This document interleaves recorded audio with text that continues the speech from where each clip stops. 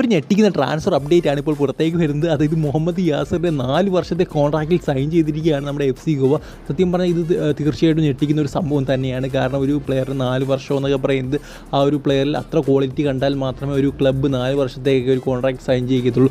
So അത് ഉറപ്പായിട്ടും ആ ഒരു ക്വാളിറ്റി മുഹമ്മദ് യാസറിലുണ്ട്. ഇപ്പോൾ ഗോൾ അടിക്കാനാണെങ്കിലും അടിപ്പിക്കാനാണെങ്കിലും ക്രിയേറ്റീവ് ആണെങ്കിലും എല്ലാ കാര്യങ്ങളിലും അദ്ദേഹത്തിന് ആ ഒരു ക്വാളിറ്റി ഉണ്ട്.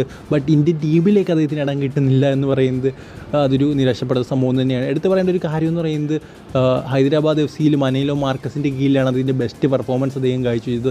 ആ ഒരു മനേലോ മാർക്കസ് തന്നെ അദ്ദേഹത്തെ FC ഗോവയിലേക്ക് കൊണ്ടുവരുന്നു. അവിടെയും മികച്ച പ്രകടനം. നമ്മുടെ കേരള ബ്ലാസ്റ്റേഴ്സിനൊക്കെതിരെ അദ്ദേഹം ഗോൾ അടിച്ച ആ ഒരു സെലിബ്രേഷനൊക്കെ അധികം വൈറലായ സംഭവമാണ്.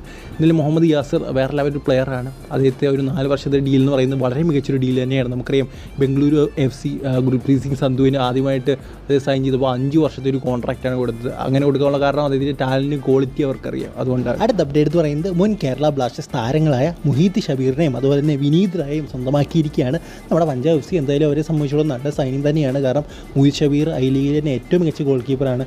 അതുപോലെ തന്നെ വിനീത് റായ് അത്യാവശ്യം നല്ല ഡിഫൻസീവ് മിഡ്ഫീൽഡറാണ്. സോ 2 മികച്ച താരങ്ങളെ ഒരു ടീമിലേക്ക് എത്തിച്ചു. എന്തായാലും ഗ്രേറ്റ് ഇന്ത്യൻ സൈനിങ് എന്ന് തന്നെ പറയണം.